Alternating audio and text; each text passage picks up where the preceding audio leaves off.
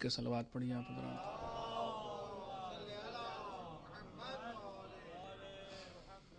ہماری بات چیت عوام اور خواص کے بارے میں ہو رہی تھی کہ کربلا میں عوام و خواص کا کردار اور ہمارے لیے عبرتیں۔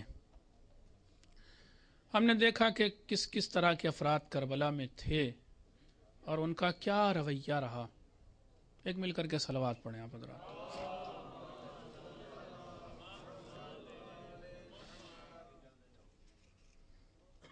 اب آج تو ویکنڈ ہے، آپ کے پاس وقت ہونا چاہیے اور مجھے بھی آج بہت بولنا ہے۔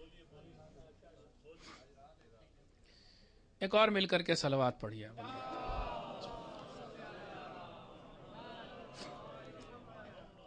خواص کی خصوصیات میں نے کچھ بتائی تھی کل، اگر یاد ہو آپ کو، کہ بصیرت تھی اور اس کے علاوہ موقف کا اختیار کرنا، یہ نہیں کہ نیوٹرل رہیں، یہ نہیں کہ کنفیوز رہیں۔ خواص کی ایک صفت یہ تھی کہ بر وقت وہ حمایت کرتے ہیں، بر وقت فیصلہ کرتے ہیں، ڈیسیجن لیتے ہیں جلدی سے۔ خواص کی ایک صفت یہ تھی کہ ان کا عزم جو ہوتا ہے بہت قوی ہوتا ہے، ارادہ بہت قوی ہوتا ہے، پکے ارادے والے لوگ ہوتے ہیں۔ اور خواص کی ایک صفت یہ تھی کہ وہ عمل کرتے ہیں۔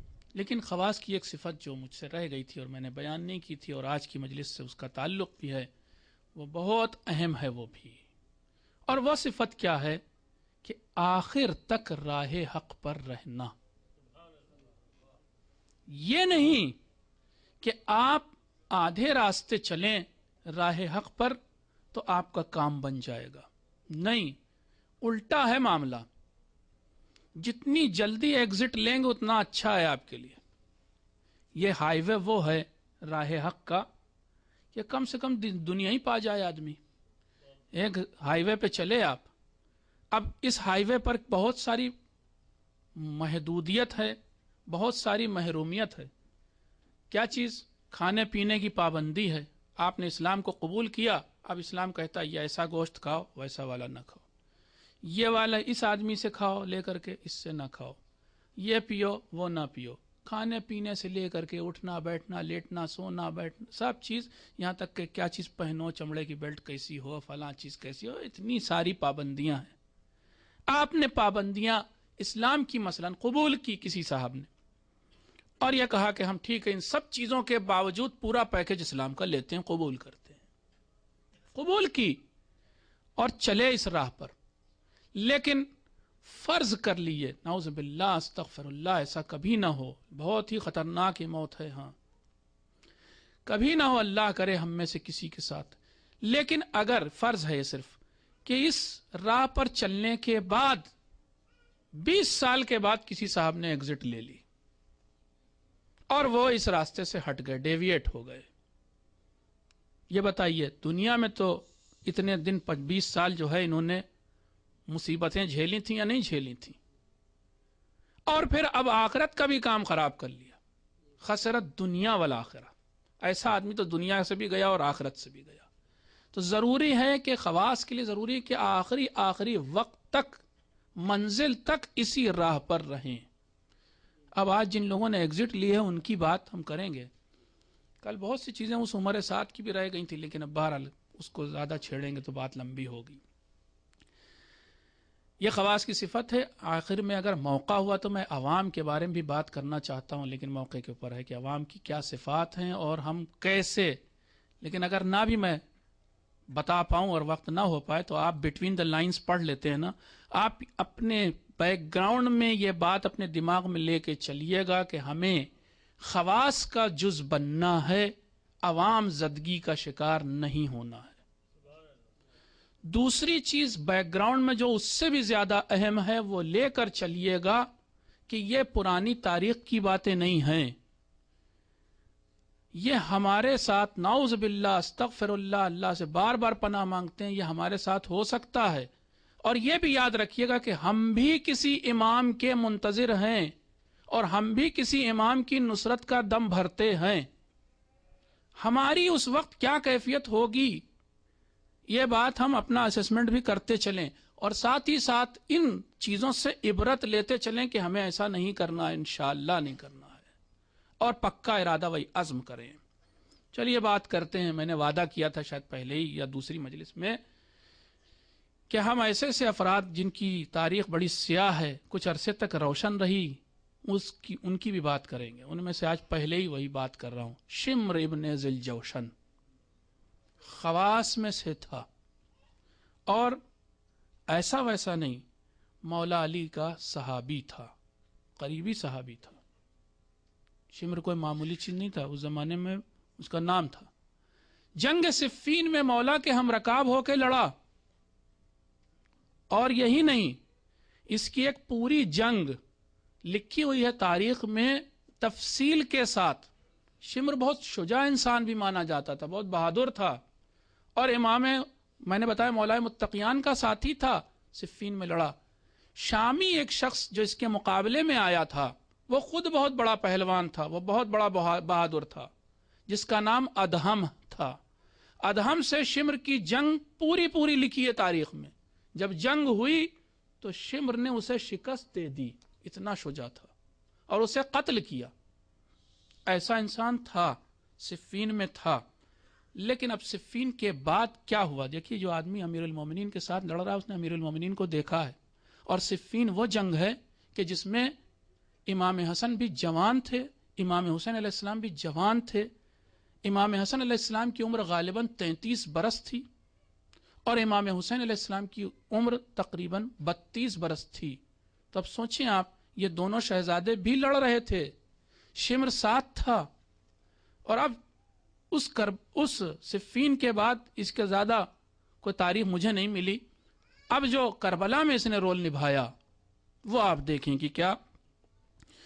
پسر سعد، جس کی کل رات بات چل رہی تھی عمر سعد کی، وہ شروع میں نہیں چاہتا تھا کہ امام حسین علیہ السلام سے جنگ ہو۔ میں نے جیسا سمجھا ہے اس کی بات چیت سے، وہ اس چکر میں تھا کہ امام سے جنگ بھی نہ ہو اور مجھے حکومت رائے بھی مل جائے، اور وہ اس نے کوشش بھی کی۔ کربلا پہنچ کر کے 3 محرم کو وہ کربلا پہنچا ہے، اور اس سے ٹھیک 1 دن پہلے امام پہنچ چکے ہیں کربلا اپنے ساتھیوں کے ساتھ۔ جب پسر سعد کربلا پہنچا تو اس نے چند لوگوں کو بھیجنا چاہا، وہ بھی ابھی تفصیل پیش کروں گا، بھیجنا چاہا امام کے پاس کہ جاؤ معلوم کرو حسین یہاں کیوں آئے ہیں۔ ایک شخص نے آ کر کے بہرحال معلوم کیا، اور پسر سعد کو یہ پیغام پہنچا امام کا کہ میں یہاں اس لیے آیا ہوں کیونکہ مجھے کوفے والوں نے بلایا تھا خط لکھ کر۔ پسر سعد نے بس بہانہ ڈھونڈنا تھا، اسے بہانہ ڈھونڈا کہ جنگ نہ ہو، جھوٹا ایک خط لکھا اپنی طرف سے گورنر کو، ابن زیاد کو، جو بہت ہی ظالم و سفاک و خونخوار آدمی تھا۔ خط لکھا کہ حسین نے اپنی طرف سے گڑھا، یہ خط اس نے، حسین نے 3 باتوں میں سے ایک بات ماننے کی حامی بھر لی ہے، یا تو وہ مدینہ واپس چلے جائیں گے، یا پھر یزید کی مملکت کی حدود سے باہر چلے جائیں گے، اور یا پھر یزید کی بیعت کر لیں گے۔ اس پر وہ راضی ہو گئے ہیں۔ یہ خط پہنچا کوفے ابن زیاد کے پاس، اس نے خط کو پڑھا، اور اس کے بعد اس کی تعریف کی پسر سعد کی۔ ہاذا کتاب من ناصح، یہ اس کا خط ہے کہ جو نصیحت کر رہا ہے۔ اچھا، خط کی تعریف کی، بہت اچھا کیا بھائی، تم نے حسین کو راضی کر لیا بیعت کے لیے۔ یہ ابھی اس نے کہا تھا، اور اس کے بعد اب وہ جواب میں خط لکھوانے والا تھا کہ پسر سعد کو کیا پیغام بھیجا جائے۔ اتنی دیر میں شمر وہیں موجود تھا، اور شمر نے کہا کہ تیرا دماغ خراب ہوا ہے، تو کہہ رہا ہے یہ بہت اچھا خط ہے، تیرا دماغ خراب ہو گیا۔ اس نے کہا کیوں؟ کہ اگر حسین کو بیعت کرنی ہوتی تو وہ عراق کی طرف آتے کیوں؟ ارے تو تیرے شہر سے تھوڑی دور پر ہیں، کوفہ کتنی دور ہے؟ کوفہ اور کربلا زیادہ فاصلہ نہیں، کربلا تک آ چکے ہیں۔ اگر انہیں بیعت کرنی ہوتی تو آتے کیوں یہاں؟ ان کو تو عراقیوں نے بلایا تھا، اس لیے آئے تھے۔ اس بنا پر اس نے اپنا ارادہ بدلا، اور اب ابن زیاد نے جو خط لکھا وہ زیادہ سخت لکھا کہ میں نے تجھے، پسر سعد کو لکھا، میں نے تجھے صلح کرنے کے لیے، بیچ بچاؤ کرنے کے لیے نہیں بھیجا تھا، میں نے تجھے بھیجا ہے صرف اس لیے کہ یا حسین بیعت کریں، اور یا پھر ان سے جنگ کر اور ان کا سر کاٹ کر میرے پاس بھیج دے۔ یعنی ابن زیاد کو بھی بھڑکانے والا شمر تھا، اور پھر آگے جو واقعہ ہوا وہ سب تھا۔ اسی شمر نے ایک صلوات پڑھیں حضرات۔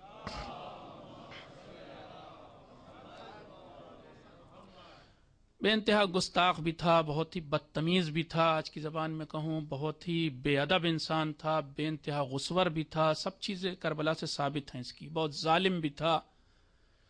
اسی شمر نے آ کر کے شب عاشور کوشش کی کہ حضرت عباس اور ان کے ساتھیوں کو امام حسین علیہ السلام سے جدا کر دے، ایک سازش تھی۔ اس نے کہا کہ میں تمہارے لیے امان نامہ لایا ہوں۔ اچھا یہ بھی بتا دوں، شمر بنی کلاب سے تھا، یعنی اس کا قبیلہ بنی کلاب تھا، اور جناب ابو الفضل عباس کی ماں وہ بھی بنی کلاب سے تھیں، جناب ام البنین، ان کو فاطمہ کلابیہ کہا جاتا تھا، اسی لیے وہ بھی بنی کلاب سے تھیں۔ اس بنا پر قبیلے والی بات چھیڑ کر اس نے جناب ابو الفضل عباس کو پیشکش کی، ان کے سامنے آفر دیا کہ میں آپ کو امان دے سکتا ہوں، آپ آ جائیے، آپ اپنے بھائیوں کے ساتھ، 4 بھائی آپ آ جائیے، ہم امان دیں گے آپ کو۔ اور مولا نے اسے رات ہی میں رد کیا اور لعنت کی کہ تیری اس امان پر لعنت، تجھ پر لعنت، تو حسین سے مجھے جدا کرنے آیا ہے۔ تو شمر دیکھیں کتنا شروڈ بھی تھا۔ اس کے علاوہ صبح عاشور، اس نے اتنا خراب جملہ بولا ہے، میں کیسے پڑھوں، بہرحال لیکن مولا معاف کیجیے گا مجھے۔ صبح عاشور، آپ کو معلوم ہونا چاہیے شب عاشور امام حسین علیہ السلام نے اپنے خیموں کے پیچھے خندق کھدوائی شب عاشور، اور اس میں آتش یعنی آگ روشن کروائی، اس لیے کہ پشت خیمہ اس طرف خواتین تھیں، پیچھے کی طرف جو خیمے تھے وہ خواتین کے خیمے تھے، ادھر سے دشمن ایک تو حملہ نہ کرنے پائے اور دوسرے کہ خواتین محفوظ رہیں۔ امام نے اپنے اصحاب کے ساتھ مل کر رات میں خندق کھودی اور اس میں آگ روشن کی۔ صبح عاشور ہوئی تو شمر اس طرف گھومتا ہوا آیا، اور اس نے جب آگ کو دیکھا تو ایک جملہ اس بدتمیز اور بے ادب انسان نے کہا امام سے کہ یا حسین، نام لے کے کہا کہ تم نے جہنم کی آگ میں جلنے سے پہلے دنیا میں آگ میں جلنے کا انتظام کر لیا۔ لعنت ہو واقعی اس شخص پر۔ بہرحال اتنا جسور اور اتنا جسارت کرنے والا انسان تھا۔ اس بنا پر جناب مسلم ابن اوسجہ کو یہ جملہ برداشت نہیں ہوا، جوش میں آئے اور تیر چلانے کے لیے بڑھے کہ میں اسے ختم کر دیتا ہوں، آقا اجازت دیجیے۔ امام حسین علیہ السلام نے فرمایا لا ترمہی، اس کو مارو نہیں، تیر نہ مارو اس کی طرف، میں نہیں چاہتا ہوں کہ پہلا تیر ہماری طرف سے چلایا جائے۔ امام نے واقعی یہ، اور یہ ہر جگہ پر پیغمبر کی کوشش تھی، مولا کی، کہ پہلا تیر کبھی بھی یاد رکھیے گا، آپ آنکھ بند کر کے کہیے گا کسی غیر مسلم سے کہ اسلام کی طرف سے پہلا تیر کبھی نہیں چلا، آفینسو لڑائی ہم نے کبھی نہیں کی، ڈیفنس کیا اپنا، آفینس کبھی نہیں کیا۔ بہرحال پھر روز عاشور اسی شمر نے جب امام حسین علیہ السلام نے مہلت مانگی تھی کہ بھئی وقت ظہر ہو رہا ہے، مہلت دو، ہم نماز پڑھیں، تو اسی شمر نے توبہ توبہ امام حسین علیہ السلام کو کہا تھا وَهُوَ يَعْبَدُ عَلَى حَرْف، یہ امام حسین علیہ السلام تو دکھانے کے لیے نماز پڑھتے ہیں، یہ سب دکھاوا ڈھونگ ہے ان کا۔ اس پر جناب حبیب ابن مظاہر کو برداشت نہیں ہوا، اور انہوں نے کہا کہ مولا اب مجھے یہ جملہ نہیں برداشت ہے۔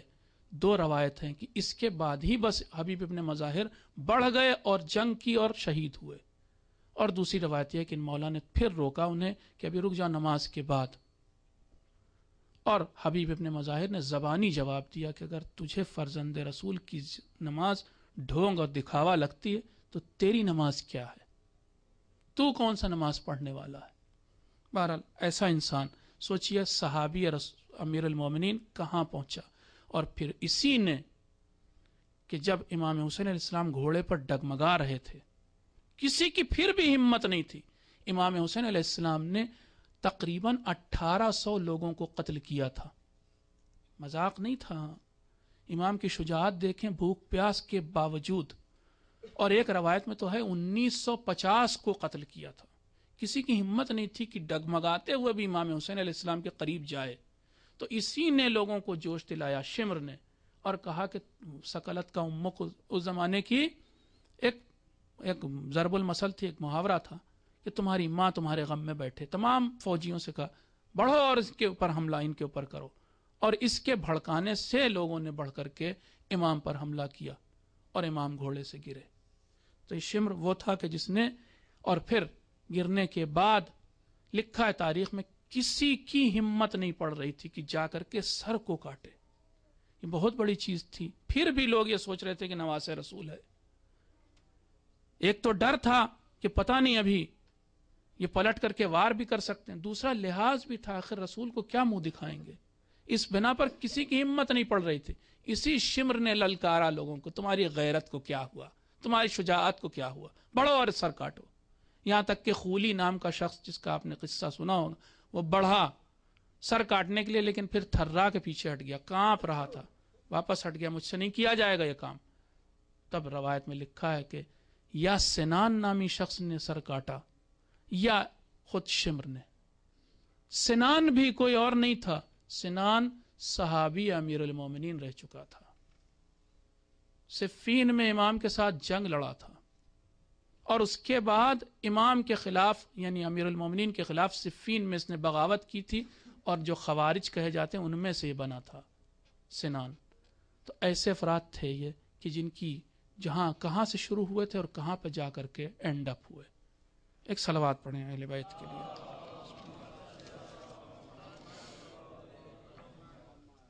एक और शख्स खवास में है, शायद शिम्र से भी आगे, लेकिन हम लोग उसका चूंकि नाम नहीं सुनते। अच्छा, शिम्र का वो जो पूरा जुल्म है जो रास्ते में किया उसने, या शाम गरीबा की, वो तो आपको चूंकि मालूम, इसलिए मैंने उसे छोड़ दिया। एक और शख्स जो शिम्र से भी ज्यादा बज़ाहिर खवास में था, क्या नाम उसका, शबस इब्न रबई, और वो मौला अली अलैहिस्सलाम का वो भी सहाबी था। न सिर्फ सहाबी था बल्कि हजरत अली अलैहिस्सलाम के लश्कर का सरदार था सिफ़ीन में। उस जमाने में जब जंग होती थी तो लश्कर को 3 हिस्सों में बांटा जाता था, आपको मालूम होगा, मैमना यानी राइट फ्लैंक, लेफ्ट फ्लैंक मैसरा, और कल्ब लश्कर यानी सेंटर में जो टुकड़ी होती थी फौज की। आप सोचें ये कितनी बड़ी चीज था कि सिफ़ीन में न सिर्फ ये कि ये मौला के लश्कर में था, बल्कि मैसरे का लेफ्ट फ्लैंक का लीडर और कमांडर था शबस इब्न रबई। इतनी बड़ी चीज था। उसके बाद सिफ़ीन के ही हालात में लिखा है, सिफ़ीन वो जंग है कि जो 18 महीने चली थी, 1.5 साल। हाँ, और इस 1.5 साल में बीच में माहे हराम आते हैं, 3 महीने, बल्कि हैं तो 4 महीने, जिनमें से 3 महीने लगातार हैं कि जो जिनमें जंग करना इस्लाम में हराम है। ज़ीक़ाद, ज़िलहिज, मुहर्रम, इनमें जंग करना हराम है। तो सिफ़ीन की जंग रुक गई। और एक वो चौथा रजब है। ये तीनों महीने जब जंग रुकी हुई थी, मौला ने बेहतर समझा मौका, फुर्सत बेहतर समझी कि चलो थोड़े दिन जंग हो चुकी, अब किसी तरह से मुआविया को खामोश किया जा सके, मनाया जा सके कि जंग रुक जाए, लोगों का खून न बहे। अपनी तरफ से मुज़ाकरात करने के लिए जिसका इंतखाब किया मौला ने, वो शबस इब्न रबई यही इंसान था। और इसने जाकर के मुआविया से सीधे बात की है, सफ़ीर मौला बन के गया है, समझें आप, नुमाइंदे मौला बन के गया और मुआविया से बात की, उधर के लीडर से। और फिर वो पूरा मुज़ाकरा भी तारीख में लिखा है। इस पूरे मुज़ाकरे में, इस पूरी बातचीत में कई बार मुआविया ने इमाम पर यानी अमीरुल मोमिनीन पर कत्ल उस्मान का इल्ज़ाम, झूठा इल्ज़ाम लगाया। और इसने बहुत ज़बरदस्त तरीके से, शबस इब्न रबई ने बहुत ज़बरदस्त तरीके से इमाम को डिफेंड किया और ये साबित किया कि नहीं, इसमें इमाम का कोई हाथ नहीं था। सोचिए, इतना बड़ा इंसान था। खवारिज में भी नहीं था। इत्तेफाक से ये नहीं कि सिफ़ीन में जब आखिर में कुरान बुलंद हुआ तो इसने इमाम का साथ छोड़ दिया, ना, साथ में रहा। और नहरवान की जंग जो इमाम ने खवारिज के खिलाफ लड़ी थी, उसमें भी ये इमाम के लश्कर में था, शबस इब्न रबई। फिर उसके बाद उस नहरवान में भी मौला की लश्कर के मैसरे का लीडर यही था, इत्तेफाक से। और यह भी आपको बता दें, सिफ़ीन में कल्ब लश्कर इमाम के पास था, और मैमना हुज्र इब्न अदी के पास था, और मैसरा इसके पास था। इसको अलबत्ता शबस इब्न रबई, शिब्स इब्न रबई, कई तरीके से पुकारा जाता है, बहरहाल इसके पास था। आप सोचें, सिफ़ीन, अभी मैंने कहा था सिफ़ीन में इमाम हसन मौजूद थे, जवान थे, इमाम हुसैन मौजूद थे, जवान थे, मोहम्मद हनफिया ने जंग लड़ी, मौला के बेटे थे, वो भी जवान थे। इनमें से किसी को, इमाम हसन, इमाम हुसैन, मोहम्मद हनफिया को इमाम ने मैसरा और मैमना नहीं दिया, इसको दिया था शबस इब्न रबी को। कितनी अहम चीज रहा होगा। ये आया, कहां तक पहुंचता देखिए, अभी आगे आया। और बहरहाल वो नहरवान जंग लड़ी। अब बीच के हालात नहीं मिलते, मुझे नहीं मिले बहरहाल कि दौर इमाम हसन में इसका क्या हाल रहा, लेकिन इमाम हुसैन अलैहिस्सलाम को जब दौर आया तो इसने ख़त लिख करके कूफे से इमाम को बुलाया था। यही वो शख्स था जो आगे आगे था और इसने वादा किया था कि आप आएं। इसी ने लिखा था कि फल पक के तैयार हो गए, आप आइए, हम बगैर इमाम के हमारी हिदायत कीजिए। ये वही आदमी था। इन बहुत से लोगों ने खत लिखे थे, उनमें से आगे आगे ये था। पहुंचे इमाम, आपको मालूम है, एक और मिल करके सलवात पढ़िए।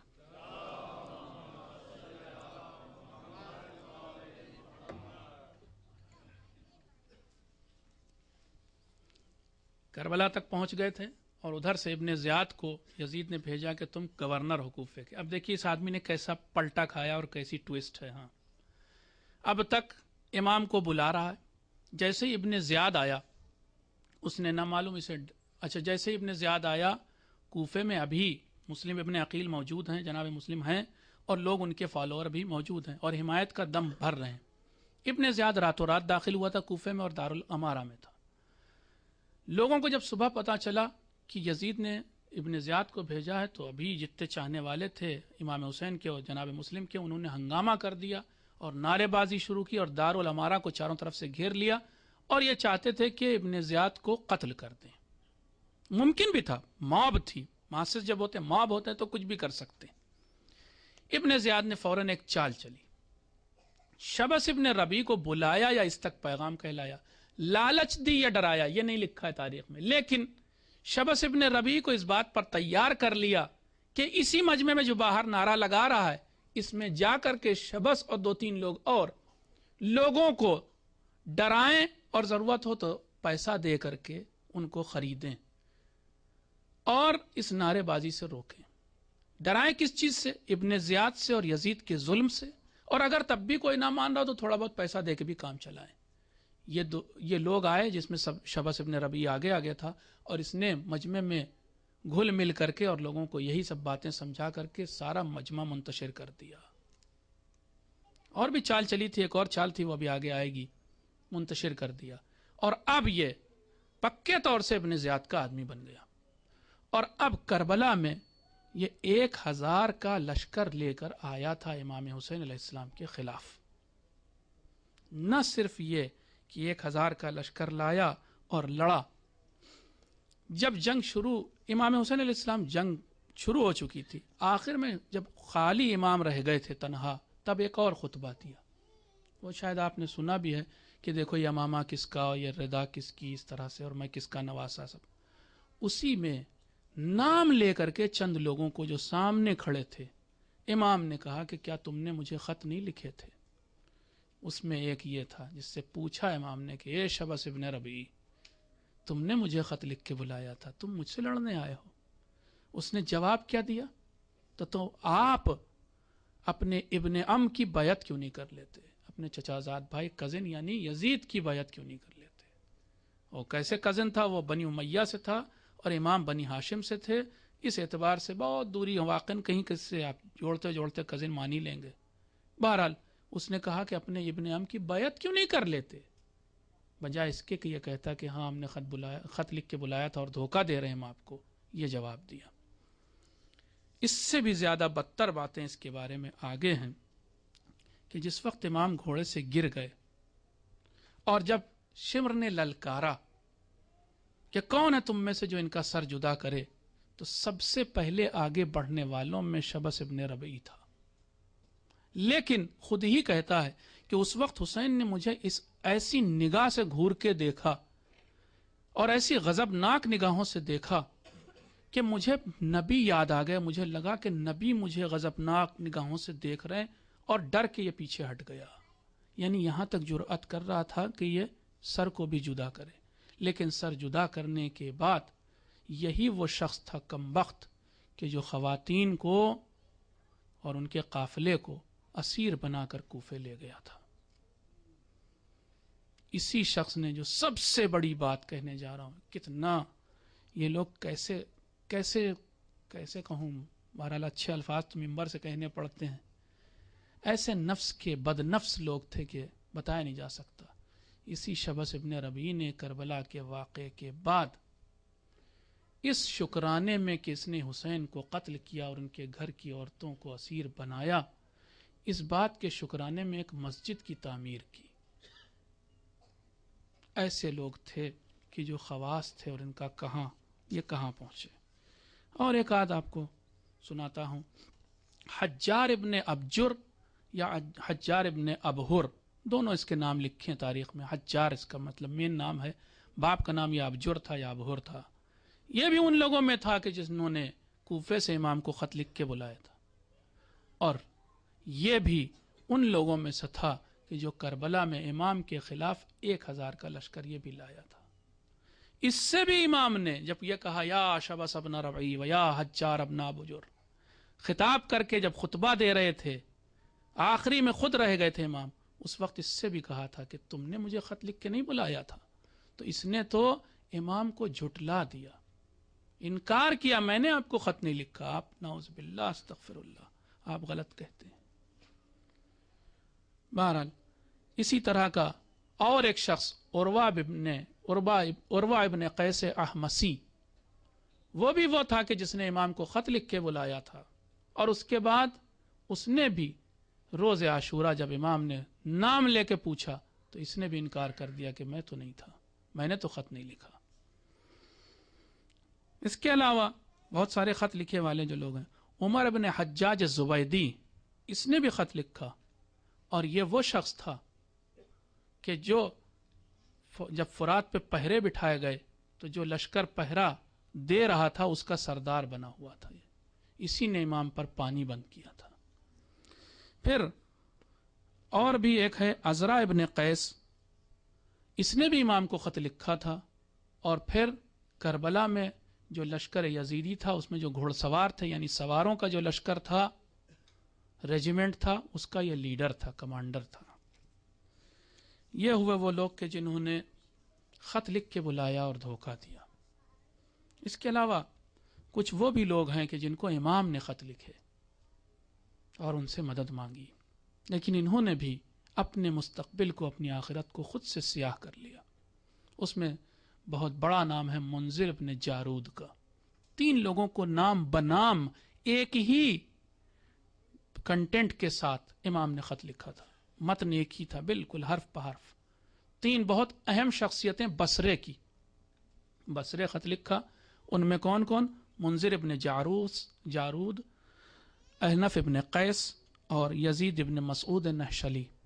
منذر کو سنے کہ کیا تھے یہ؟ منذر حضرت علی علیہ السلام کے زمانے میں ان کے گورنر تھے۔ نہج البلاغہ میں ایک خطبہ امام کا انہی کے نام، ایک خط انہی کے نام ہے، موجود ہے کہ جو منذر کو لکھا تھا۔ امام کے گورنر تھے، کوئی معمولی چیز نہیں تھے۔ صفین میں انہوں نے شرکت کی تھی، اور اس شرکت میں بھی الفاظ موجود ہیں ان منذر کے کہ انہوں نے کہا تھا کہ امام اگر آپ کو اس جنگ میں کچھ ہو گیا تو ہم امام حسن اور امام حسین کو، خود سے کہا اس آدمی نے، کہ امام مانیں گے۔ اور پھر شعر پڑھے، ان اشعار میں یہ کہا کہ آپ مثل آفتاب ہیں اور آپ کی یہ دونوں بیٹے مثل ماہتاب ہیں۔ اور پھر شعر ہی میں کہا، ایک اور صلوات پڑھیے آپ حضرات۔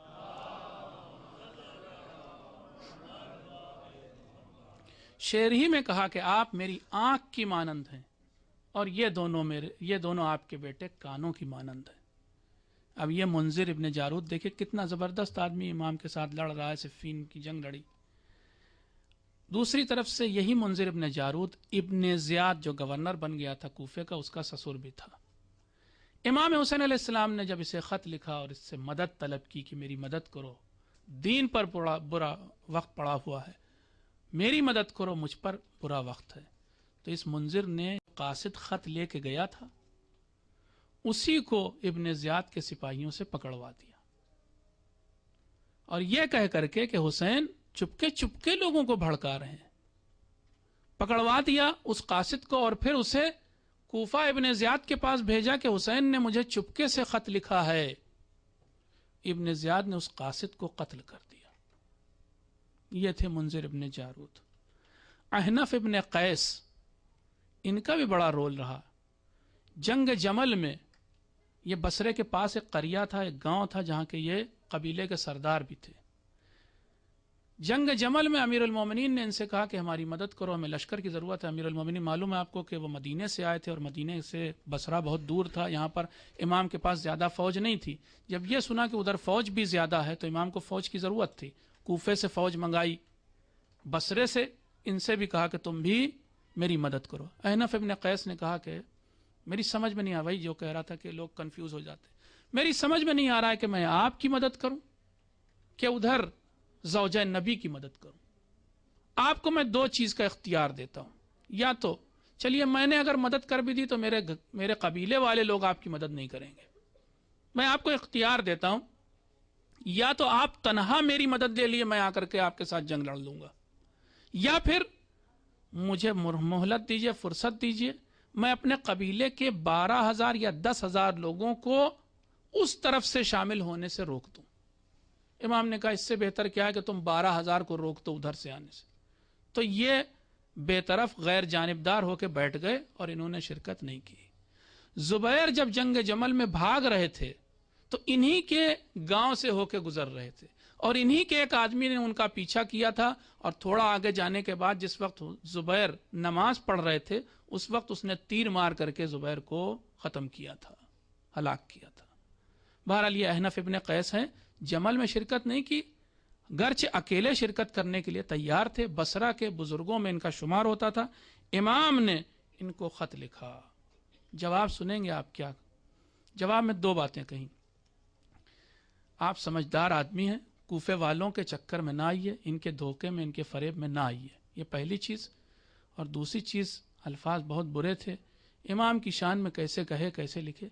आप हल्केपन का मुजाहरा ना कीजिए, मतलब नासमझी ना दिखाइए। अस्तगफिरुल्लाह, जो इंसान वक्त के इमाम को 57 बरस के इमाम को लिख रहा है कि हल्केपन का मुजाहरा ना कीजिए, सोचिए आप वो कहाँ भटका और उसका क्या। जाहिर सी बात है इन्होंने शिरकत नहीं की और इमाम की मदद नहीं की। एक और बसरे के जो 3 लोग थे उनमें एक तीसरे जो थे उनका नाम था यजीद इब्न मसऊद नहशली। उनको भी इमाम ने नाम लिखकर खत लिखा था। वो आदमी लेकिन बाईमान था, बाबसीरत था। उसको खत मिलते ही उसने बसरे में तकरीर करनी शुरू की कि हुसैन आ चुके हैं, चल दिए हैं करबला से, मक्के से, और करबला की तरफ, इराक की तरफ आ रहे हैं, लोगों पढ़ो और उनकी नुसरत करो। और इन खुतबों का असर यह हुआ था कि सबने वादा किया था कि यजीद इब्न मसूद, हम वादा करते हैं कि हम हुसैन की नुसरत करेंगे। जब सब ने वादा कर लिया तो इन्होंने एक खत लिखा इमाम को और उसमें लिखा कि हम आपकी नुसरत और मदद के लिए तैयार हैं, हम सब मदद करेंगे। खत ले करके कासिद पहुंचा इमाम के पास। जिस वक्त पहुंचा उसके बाद इतनी फुर्सत नहीं थी कि वो कासिद यहाँ तक वापस जवाब पहुंचाए। यजीद इब्न मसूद शहादत से महरूम रह गए, करबला हो गई, जवाब नहीं गया खत का। लेकिन कासिद कितना मारिफत था, वो लौट सकता था जवाब लेकर, लेकिन वो वापस नहीं गया, बाबसीरत था। और करबला के शहीदों में उसका नाम है। खत लाया था, काम यही था कि बस खत लाए, लेकिन उसने फिर वापस जाना गवारा नहीं किया और इमाम के कदमों पे जान दी। उसका नाम था हज्जाज इब्ने बद्र। एक सलवात पढ़ें उस शख्स के लिए।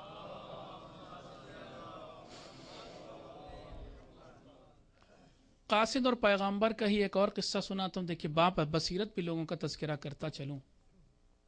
मैंने अभी बताया कि 2 मुहर्रम को इमाम पहुंचे थे वहाँ करबला और 3 मुहर्रम को पिसर साद आया था। पिसर साद ने आने के बाद इमाम से मालूम करना चाहा कि यहाँ क्यों आए हैं। इसके जवाब में, इस बारे में जो बातें लिखी हुई हैं तारीख में, कि पहले पिसर साद ने किसी से कहा, फिर किसी से कहा, फिर किसी से कहा कि तुम जाओ और हुसैन से मालूम करो कि ये यहाँ क्यों आए हैं। लिखा है कि हर आदमी इनकार करता जाता था, क्योंकि उनमें से हर आदमी इमाम को खत लिख कर बुला चुका था। जब बहुतों ने इनकार कर लिया तो एक बेइंतहा गुस्ताख और बेअदब और बेबाक इंसान, जिसका नाम तारीख ने कसीर लिखा, वो तैयार हुआ कि मैं जाता हूं और मैं हुसैन से पूछ के आता हूं, और मुमकिन हुआ तो मैं हुसैन का सर लेके लौटूंगा, कत्ल करके आऊंगा। चला वहां से तलवार लेकर। जब थोड़ी दूर था حسین کے خیموں سے، تو یہاں سے اصحاب نے دیکھا کہ کون آ رہا ہے۔ امام نے پوچھا تم اسے پہچانتے ہو، یہ کون ہے؟ کئی نے جواب دیا ہم اسے پہچانتے ہیں، بہت گستاخ اور بہت ہی بے ادب انسان ہے اور بہت جری ہے، یہ کچھ بھی کر سکتا ہے۔ اور اتنے میں جناب ابو ثمامہ سیداوی جو امام کے، جنہوں نے یاد دلایا تھا کہ امام کو کہا تھا کہ یہ وقت نماز ہے، اور امام نے کہا تھا خدا تمہیں نماز گزاروں میں شامل کرے، ابو ثمامہ آگے بڑھ گئے اور اس سے پہلے کہ وہ کثیر امام تک پہنچتا روکا اسے۔ کیا بات ہے، کیوں آئے ہو؟ جواب دیا مجھے حسین سے کچھ کام ہے، تم سے نہیں کہہ سکتے۔ کہا ہم سے نہیں کہہ سکتے تو تم اس تلوار کو یہاں رکھ دو اور پھر حسین سے ملنے چلو۔ کہا یہ تو نہیں ہو سکتا۔ اس پر بہت بحث ہوئی کیونکہ وہ تو ارادے سے آیا تھا کہ امام کو قتل کرے گا۔ جب ابو ثمامہ راضی نہیں ہوئے کسی بھی طرح سے اور وہ بھی نہیں راضی ہوا تو آخر میں وہ واپس چلا گیا۔ پسر سعد سے جا کے کہا کہ میں اپنے کام میں کامیاب نہیں ہوا۔ پسر سعد نے اب پھر سب سے پوچھا کون جانا چاہتا ہے؟ ایک شخص جس کا نام تاریخ نے لکھا خزیمہ۔ خزیمہ نے کہا میں جاتا ہوں، میں پوچھ کے آتا ہوں۔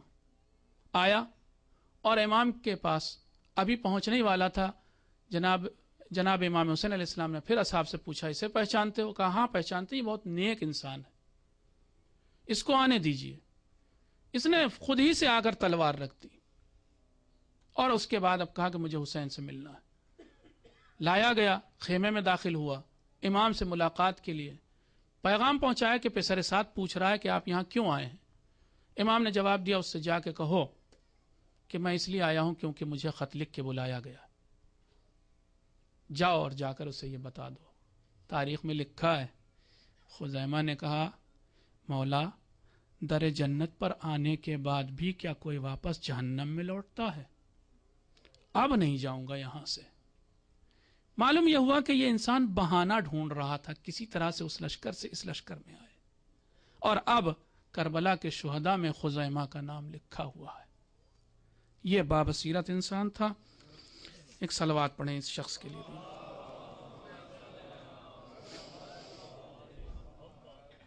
بروقت حمایت ایک بہت ضروری چیز جو کل بتائی تھی، خواص بابصیرت بھی ہوں، موقف بھی اختیار کریں، لیکن بر وقت حمایت نہ کریں تو بیکار ہو جاتا ہے سب۔ بر وقت حمایت کی ایک مثال قاضی شریح ہیں۔ قاضی شریح کون؟ غالباً نبی کے بھی صحابی رہ چکے ہیں۔ کوفے کے قاضی، عمر کے زمانے سے قاضی ہیں۔ امیر المومنین حاکم بنے تو چونکہ شریح ایک نیک انسان تھے اس لیے ان کو قضاوت کی پوسٹ پر باقی رکھا۔ عجیب بات یہ ہے کہ امیر المومنین اس وقت کوفے میں حاکم تھے اور نبی کے زمانے سے سب سے زیادہ قضاوت کرتے چلے آ رہے تھے، سب سے بڑے جج یہی تھے، اور نبی نے کہا بھی تھا کہ علی اس امت کے سب سے بڑے قاضی اور قضاوت کرنے والے انسان ہیں، سب سے بڑے عادل علی ہیں، لیکن اپنے ہوتے ہوئے بھی مولا نے قاضی شریح کو قضاوت کی پوسٹ پر، کرسی پر باقی رکھا۔ قاضی شریح کرتے رہے اس کام کو۔ امیر المومنین کا زمانہ ختم ہوا، بنی امیہ کا زمانہ شروع ہوا۔ بنی امیہ نے بھی قاضی شریح کی بزرگی کا خیال رکھتے ہوئے ان کو قضاوت کی پوسٹ پر باقی رکھا، یہاں تک کہ ابن زیاد آ گیا کوفے میں، جو کہ ایک انسان ایسا خونخوار انسان تھا، اس نے بھی قاضی شریح کو اپنی جگہ پہ باقی رکھا۔ اب قاضی شریح نے کہا بہت محبت بھی کرتے تھے اہل بیت سے۔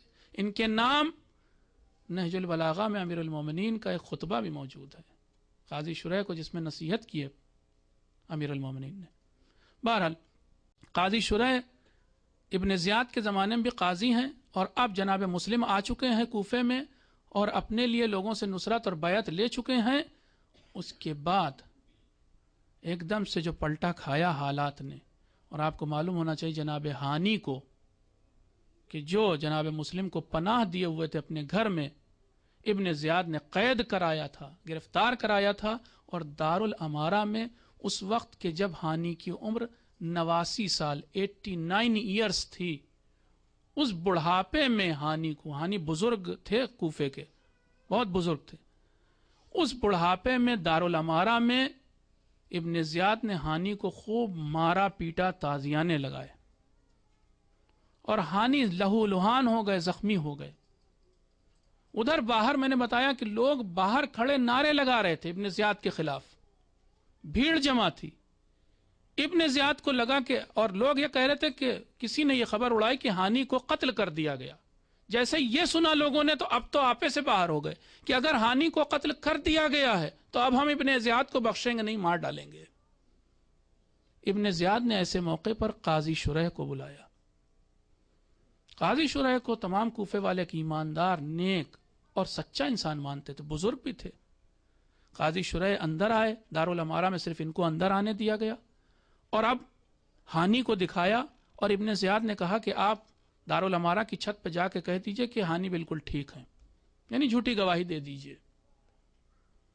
قاضی شریح چلتے ہوئے گئے اور وہاں جا کر یہ کہہ سکتے تھے، اور صرف ایک جملہ ان کا کافی ہوتا، کربلا شاید وجود ہی میں نہ آتی۔ ایک جملہ یہ کہہ سکتے تھے کہ نہیں، ہانی کی حالت بہت بری ہے، لہو لہان ہے۔ لیکن ابن زیاد کے سپاہی سے ڈر کر انہوں نے یہ کہا کہ نہیں، ہانی بالکل ٹھیک ہے، میں نے دیکھا۔ صرف ایک ان کے اس جملے سے یہ ساری زندگی بعد میں پچھتا ہے، لیکن اس ایک جملے کی وجہ سے کربلا ہو گئی۔ بر وقت حمایت، بر وقت فیصلہ، یہ بہت اہم چیز ہے۔ ایک صلوات پڑھیں آپ حضرات۔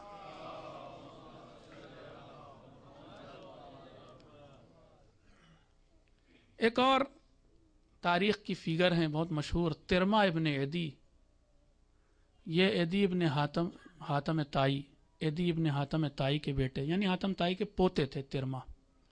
ان کا قصہ ہے، امام حسین علیہ السلام حرکت کی، انہوں نے چلے کہاں سے؟ مکے سے کوفے کی جانب، راستے میں کئی جگہ منزل لی، قیام کیا۔ اس میں سے ایک منزل ہے جس کا نام ہے عزیب الحجانات۔ وہاں پر پہنچے امام، اور انہوں نے اپنا خیمہ لگایا، قیام کیا۔ اسی منزل پر آ کر کوفے سے 4 لوگ امام کے لشکر میں شامل ہوئے۔ یہ بھی آپ کو معلوم ہونا چاہیے کہ کوفے اور بصرے، یا بلکہ عراق کے جو بڑے بڑے شہر تھے، وہاں پر ابن زیاد نے پابندی لگا دی تھی کہ کوئی وہاں سے نکل کر حسین کی مدد کے لیے نہ جانے پائے، سارے راستے بند کر دیے تھے۔ جو لوگ آ رہے تھے وہ چھپتے چھپاتے آ رہے تھے۔ بہرحال 4 لوگ آئے اور وہ امام کے لشکر میں شامل ہوئے، لیکن اس کی ایک داستان ہے۔ وہ جب چلے کوفے سے تو امام کا چونکہ لشکر لگاتار موو کر رہا تھا، چل رہا تھا مکے سے عراق کی طرف، صحیح نے راستہ نہیں پتا تھا کہ کہاں پر ہم امام کو پائیں گے اور کہاں پر ان کے لشکر سے ملحق ہو پائیں گے۔ یہ 4 لوگ تھے، کون کون سے میں نام بتاتا ہوں۔ نافع ابن ہلال، عمر ابن خالد، مجمع ابن عبداللہ، اور سعد جو کہ غلام نافع تھے۔ 4 لوگ، یہ سب کے سب شہید بھی ہوئے ہیں۔ یہ آئے راستے میں، ابھی نہیں یہ سمجھ میں آ رہا تھا کہ حسین سے کیسے ملاقات ہوگی۔ راستے میں ان کو ایک شخص ملے جن کا نام تھا ترمہ ابن عدی، وہی حاتم تائی کے پوتے ترمہ۔ ترمہ سے کہا کہ ترمہ بھی اہل بیت کے ماننے والے تھے، چاہنے والے تھے۔ ترمہ سے کہا کہ ہمیں راستہ نہیں سمجھ میں آ رہا ہے، تو ہمیں راستہ دکھا دو، ہمیں حسین تک پہنچا دو۔ کہا ٹھیک ہے، میں پہنچا دیتا ہوں۔ اور ترمہ نے ان کو ساتھ لیا 4 کو، اور اب یہ 5 امام کے پاس پہنچے اور امام کے لشکر میں شامل ہوئے۔ ترمہ ان کو پہنچا کر کے 4 کو واپس جانے لگے تو امام نے کہا کہ ترمہ کہاں جاتے ہو؟ اس وقت مجھے تمہاری مدد کی ضرورت ہے۔ نصرت طلب کی، مدد مانگی۔ ترمہ نے کہا کہ حضور، میرے بیوی بچے ہیں، میں ان کے خوراک کا، خورد و نوش کا کچھ انتظام کراؤں تو آپ کے پاس آتا ہوں۔ تاریخ میں لکھا ہے کہ ترمہ گئے، اور جب لوٹے تو کربلا ہو چکی تھی، قافلہ جا چکا تھا۔ بر وقت حمایت کا فیصلہ نہیں کیا۔ ہم بھی کسی امام کے انتظار میں ہیں، وہ امام آئے گا تو ہم یہ نہ کہنے لگیں کہ ہمارے بیوی بچے ہیں، حضور جاب ہے، ذرا اپلیکیشن لگا دیں، پہلے چھٹی لے لیں تب آتے ہیں۔ ہم بھی سوچیں اپنے بارے میں بھی۔ بہرحال یہ ترمہ کا قصہ ہے، کیسے بد نصیب، بدبخت۔ واقعی جو 72 شہداء ہیں، 72 کیا، بعض لوگوں نے ان کی تعداد 90 لکھی، بعض لوگوں نے اس سے زیادہ، ہوتے ہوتے 130 سے زیادہ کسی نے بھی نہیں لکھی۔ 130 شہداء بھی اگر ہوں تو آپ معلوم ہے ان کی کیا منزلت ہے۔ آپ خود دیکھیں شب عاشور جب ایک دوسرے سے یہ بات کر رہے تھے، بریر نے مذاق کیا، مذاق نہیں تھا، حالانکہ وہ دوسرے صحابی سمجھے کہ مذاق کر رہے ہیں اور کہا کہ یہ مذاق کا وقت نہیں، یہ شب عاشور ہے. کہ میں مذاق نہیں کر رہا ہوں، مجھے اپنی آنکھوں سے جنت دکھ رہی ہے، میں حوروں کو دیکھ سکتا ہوں اپنی آنکھوں سے. اسی دنیا میں انہیں جنت دکھتی تھی. یہ 72 ویسے ہو گئے تھے. تو یاد رکھیے ان کا مرتبہ بہت بلند ہے. ترما جیسا انسان کس مرتبے سے محروم رہ گیا، جو نہیں آیا امام کے ساتھ. ایک بہت بڑی سعادت، ایک بہت بڑا انعام، ایک بہت بڑا مرتبہ کہ جس کو بات کے امام سلام کرتے تھے، اس مرتبے سے کسی اور کو سلام نہیں کیا امام نے. 72 کو ہر امام نے سلام کیا.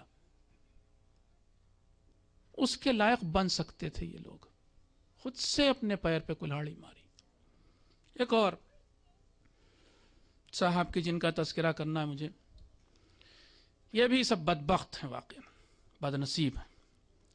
4 لوگ ہیں ان میں: سلیمان ابن سرد خزاعی، رفاع ابن شداد، مسیب ابن نجبہ اور عبداللہ ابن وال. یہ 4 وہ لوگ ہیں کہ جنہوں نے امام کو خط لکھے تھے اور بلایا تھا کوفے، لیکن یہ چاروں کے چاروں شہید نہیں ہوئے.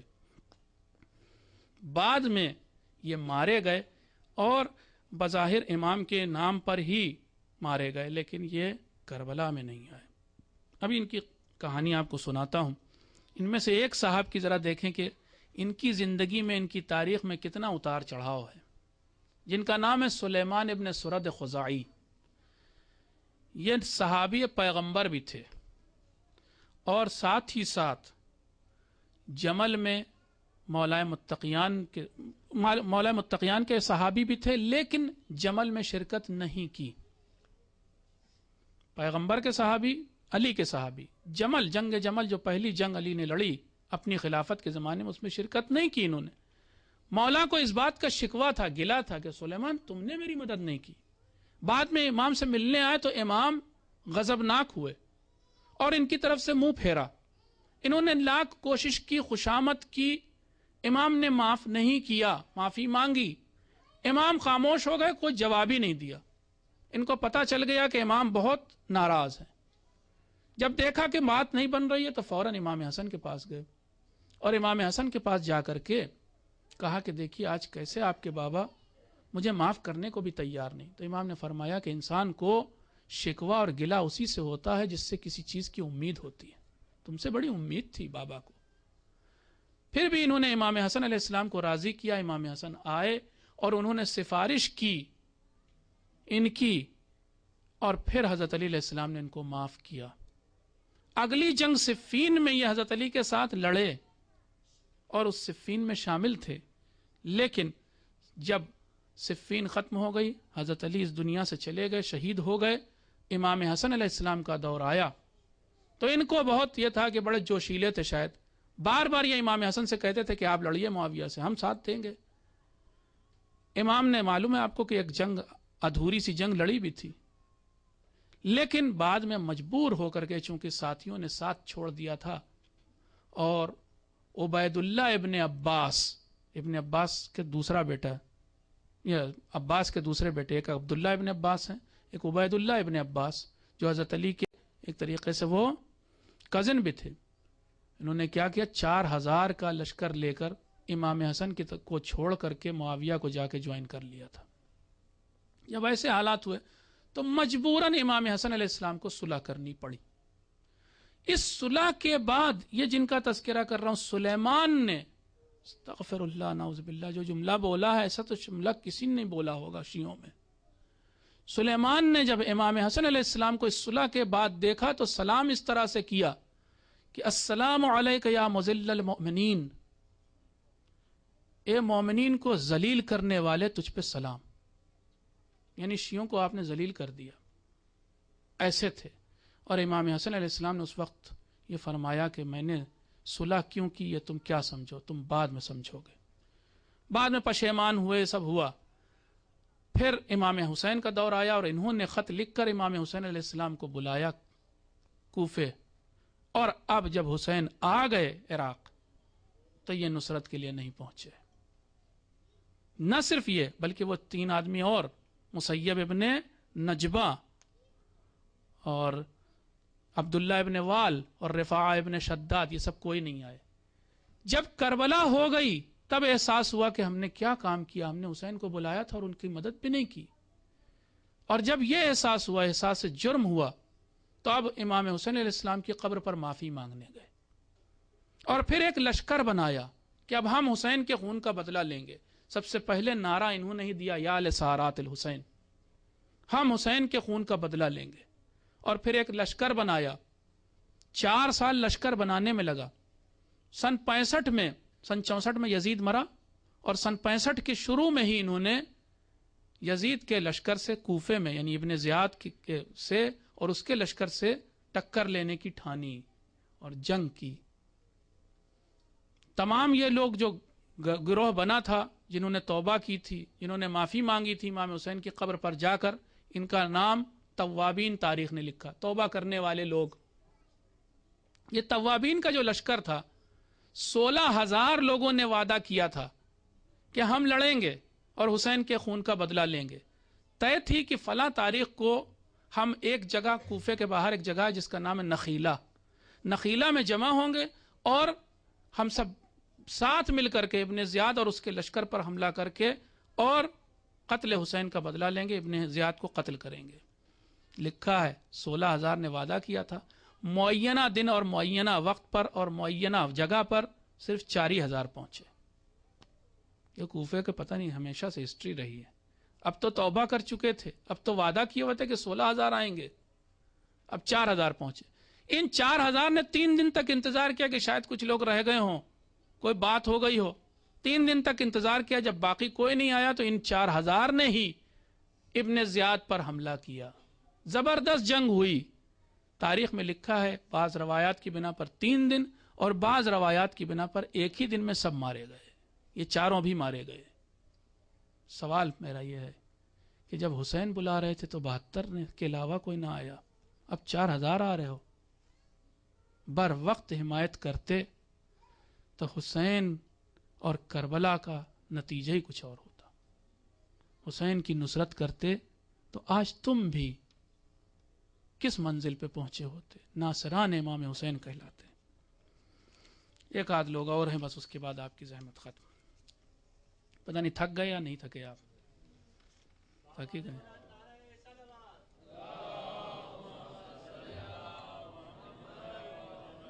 آپ چاہیں تو میں یہیں پہ روک سکتا ہوں, کوئی ایسی بات نہیں ہے, پھر بس صاحب شروع کرتا ہوں. بدبختی واقع بد نصیبی لوگوں کی ہمارے لیے درس اور عبرت, درس نہ کہوں عبرت.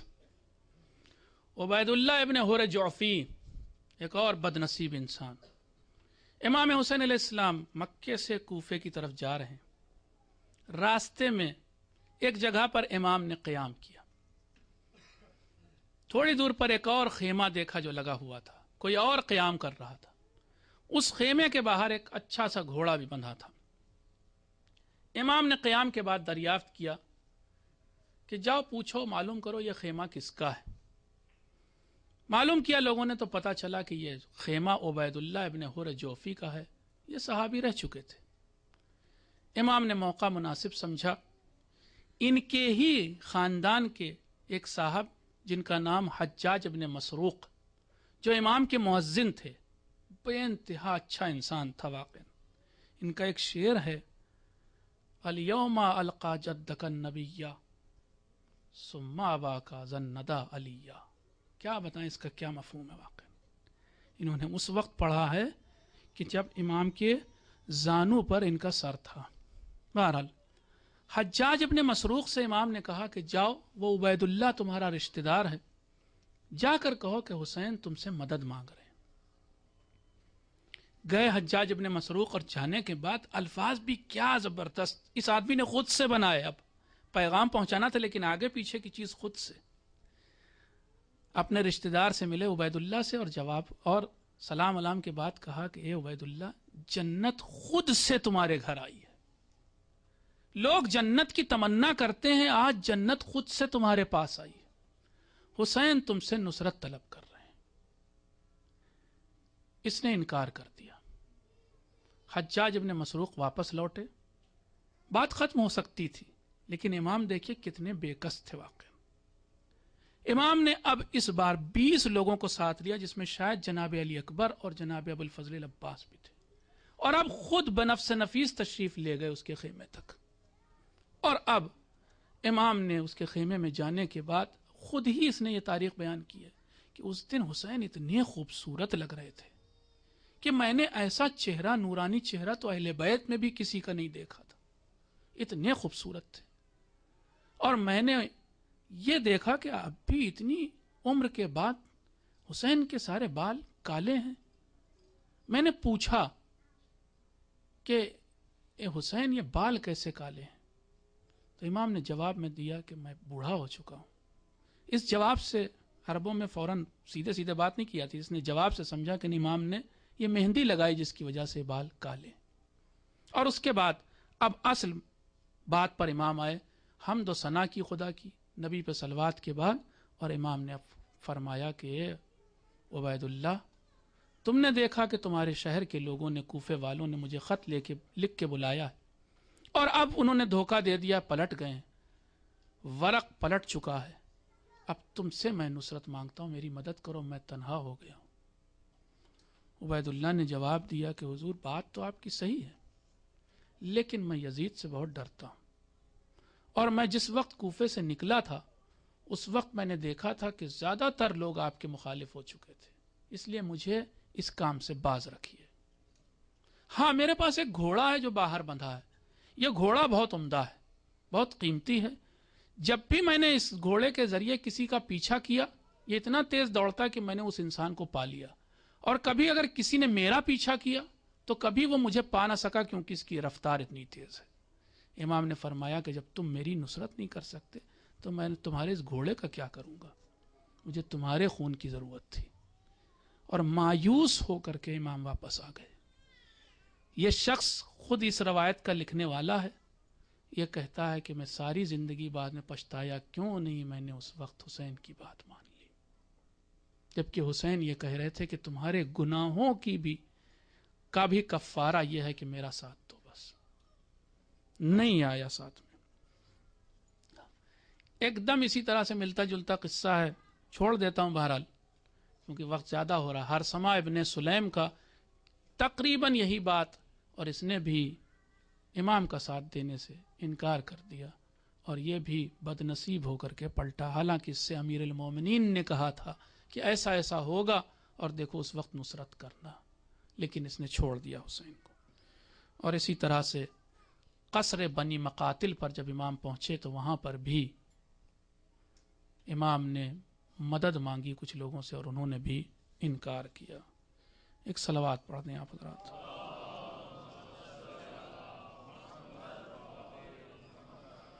بس اب آخری چند جملے ہیں، آپ غور سے سن لیں، ایک صلوات اور پڑھ دیجئے۔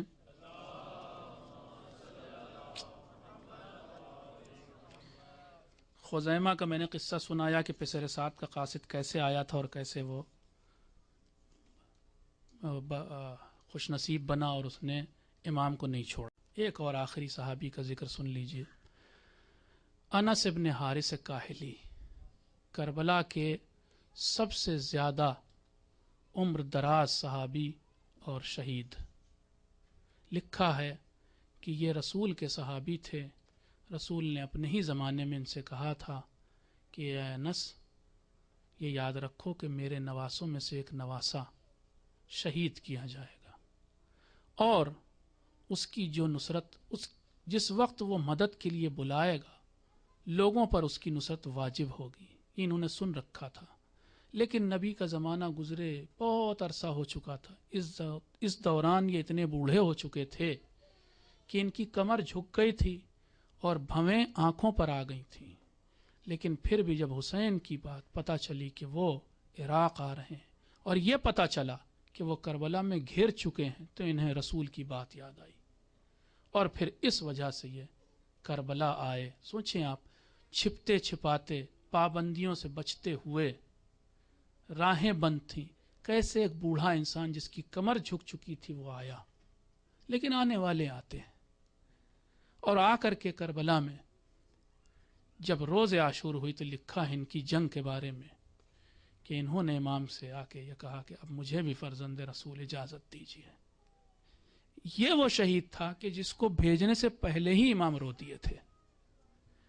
اجازت ملی تو لکھا ہے کہ انہوں نے اپنی پیشانی پر ایک رومال باندھا جس سے اپنی بھووں کو باندھ لیا تاکہ دکھے سامنے کیا ہے. بھویں آ رہی تھیں آنکھوں پر تو مانے نہ ہوں وہ بینائی کے، اس لیے اپنی پیشانی پہ ایک رومال باندھا. اور چونکہ کمر جھک چکی تھی اس لیے ایک پٹکا کہا جاتا ہے کہ جو کمر پہ باندھا تاکہ کمر سیدھی رہے. اور اس جوش اور ولولے کے ساتھ جنگ کرنے نکلے اور اس محبت کے ساتھ کہ حسین رو دیے اور فرمایا شکر اللہ سعیک یا شیخ، تیری اس محنت و مشقت کی جزا اللہ دے اور شکریہ ادا کرے اللہ تیرا. یہ آدمی آئے اتنی پیری اور اتنے بڑھاپے کے باوجود، لکھا 17 لوگوں کو قتل کیا انہوں نے، اور پھر اس کے بعد شہید ہوئے.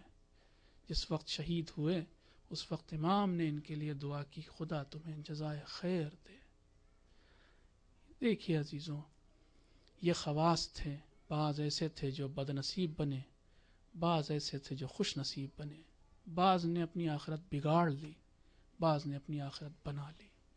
ہاں عزیزو، ان سب کی مل کر کے کوشش یہ تھی کہ چراغ ہدایت بجھنے نہ پائے، حسین اس دنیا سے جانے نہ پائے، ہم ان سے فیض یاب ہوتے رہیں.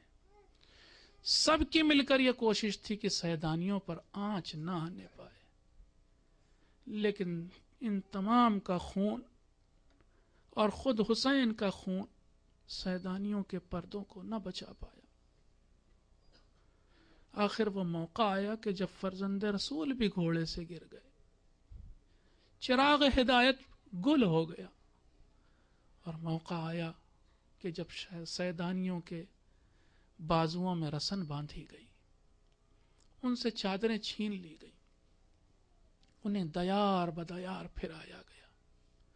عزیزو، روز 40 ہے، تڑپتی ہوئی خواتین کا تذکرہ کرنا ہے.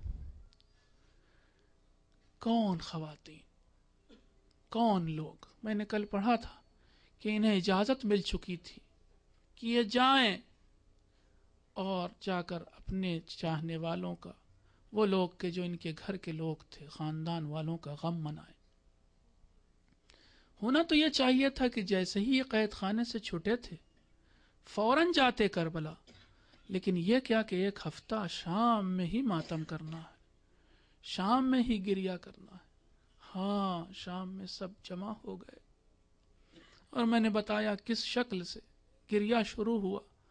کیسی مجلس تھی کہ جو دیار حاکم میں اور اس جگہ پہ جہاں پر حاکم اپنی حکومت کی بات کرتا تھا وہیں برپا کی گئی. زینب نے فتح کیا شام کو، لیکن فتح کرنا زینب کے لیے آسان تھا، مگر شام سے جانا بڑا مشکل تھا. عزیزوں، لکھا ہے کہ قیدی جس وقت شام سے جانے لگے، کیا کیا جائے؟ زینب کے حوالے ایک ایسی امانت کی تھی حسین نے کہ جس کی حفاظت زینب سے نہیں ہو سکی. اچھا، میں نے تاریخ پڑھی، کوشش کی میں جتنی میری سمجھ تھی میں جان سکوں کہ ان میں سے سب سے زیادہ کون مدینے جانا چاہتا تھا. میں نے کوشش کی میں جانوں ان میں سے سب سے زیادہ کون کربلا جانا چاہتا تھا. ارے بیویاں بھی ہیں، بچے بھی ہیں، لیکن عزیزوں کیا کہوں، وہ جو تڑپتی تھی جانے کے لیے، تمام بیویاں کھڑی ہیں جانے کو تیار، تمام بچے ہیں. میں نے تلاش کیا، ڈھونڈا کہ کہیں وہ بچی نظر آئے، لیکن وہ بچی نظر نہیں آتی. ارے وہی سکینہ جو دنوں رات تڑپتی تھی کہ ایک بار بابا تک پہنچ جاؤں، جو دنوں رات یہ پوچھتی تھی کہ یہ پھپھی اماں یہ پرندے کہاں جاتے ہیں. ارے آج وہی قافلے میں نہیں، وہی نہیں جا رہی ہے کربلا. ارے سب جا رہے زیارت کرنے، سب جائیں گے، سب روئیں گے حسین کی قبر پر، لیکن سکینہ نہیں ہوگی۔ ایک روایت سناتا ہوں آپ کو، تب سمجھ میں آئے گا کہ سکینہ کا نہ ہونا کیا چیز تھی۔ جناب ابراہیم کے حال میں لکھا ہے کہ جناب ابراہیم نے ایک بار دعا کی کہ پالنے والے مجھے ایک بیٹی دے۔ آپ کو معلوم ہے جناب ابراہیم وہ نبی ہیں جن کے دونوں بیٹے نبی تھے، اسماعیل بھی اور اسحاق بھی، بلکہ تمام انبیاء کے باپ تھے ان کے دونوں بیٹے۔ ان دونوں بیٹوں کے ہوتے ہوئے ابراہیم ایک بیٹی کی تمنا کر رہے ہیں۔ لکھا ہے کہ جب مانگا تو ساتھ ساتھ یہ کہا کہ پالنے والے مجھے ایک بیٹی دے، میرے پاس بیٹے تو بہت ہیں، ایک بیٹی دے تاکہ وہ میرے جنازے پر رو سکے۔ معلوم یہ ہوا کہ جنازے کی رونق تو بیٹی ہوتی ہے۔ جب یہ روایت پڑھی میں نے کہا کہ اس معاملے میں بھی حسین کتنے مظلوم ہیں۔ ارے جو بیٹی رونے والی تھی، جو تڑپتی تھی، وہ قید خانہ شام میں سو گئی۔ ہاں عزیزوں، چاہ رہا یہ قافلہ کہ ایک بار جناب زینب شام کی عورتوں سے مخاطب ہو کے کہتی ہیں، اے شام والوں، ارے ہم تو جا رہے ہیں لیکن ایک امانت تمہارے پاس چھوڑ کر جا رہے ہیں۔ دیکھو جب شام ہوا کرے تو اس قبر پر آنا اور چراغ روشن کر دینا۔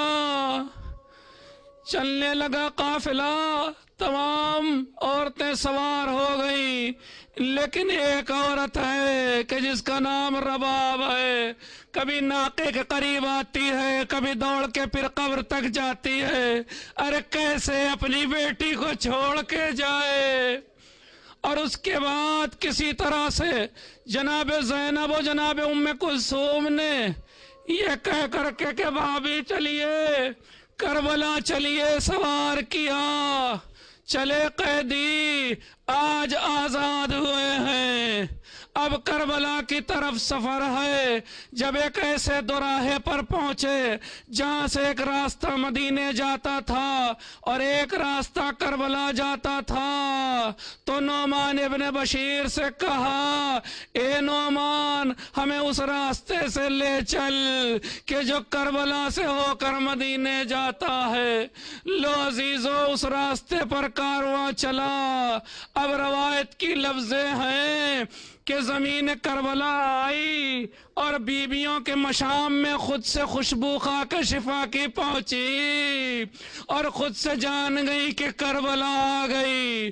جس چیز کا سال بھر سے انتظار تھا وہ منزل آ گئی، اور اب جو پہنچی کربلا تو اتنا صبر نہ کیا کہ ناقوں کو بٹھایا جائے۔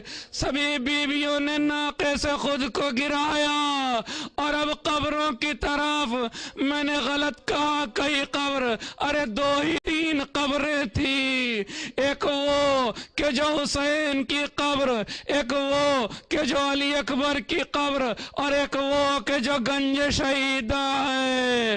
ارے خواتین چلی، سیدانیاں چلی۔ اب اس کے بعد تاریخ تو کچھ نہیں کہتی، لیکن تصور کی نگاہ کہتی ہے کہ کسی بیوی نے زین العابدین سے پوچھا ہوگا، جناب ام فروا نے پوچھا ہوگا، اے زین العابدین میرے قاسم کو کہاں دفن کیا؟ کبھی زینب بڑی ہوں گی، ارے میرے دو بچے کہاں گئے زین العابدین؟ اور ہوتے ہوتے کبھی رباب بڑی ہوں گی، اے زین العابدین میرا بچہ، میرا ششماہا جسے قبر سے نکال لیا گیا تھا اسے کہاں دفن کیا؟ ارے تمام بیویوں نے خود کو قبروں پہ گرایا تھا اور اس کے بعد ایسا گریا کیا تھا کہ زمین و آسمان کو لرزا گیا تھا۔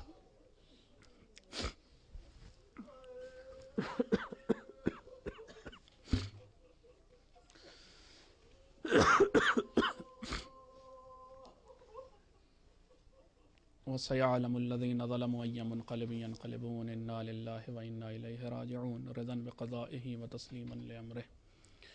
اللهم اغفر للمؤمنين والمؤمنات والمسلمين والمسلمات الأحياء منهم والأموات. تابع بيننا وبينهم بالخيرات إنك مجيب الدعوات إنك قاضي الحاجات إنك على كل شيء قدير. ماتم حسین.